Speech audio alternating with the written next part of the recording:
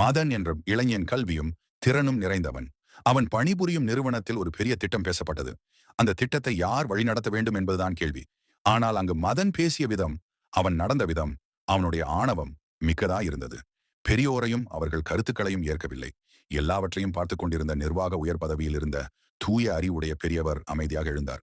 அங்கிருந்த அலுவலர்கள் அனைவரிடமும் கலந்து பேசினார். மதனிடம் வார்த்தை கூட சொல்லவில்லை.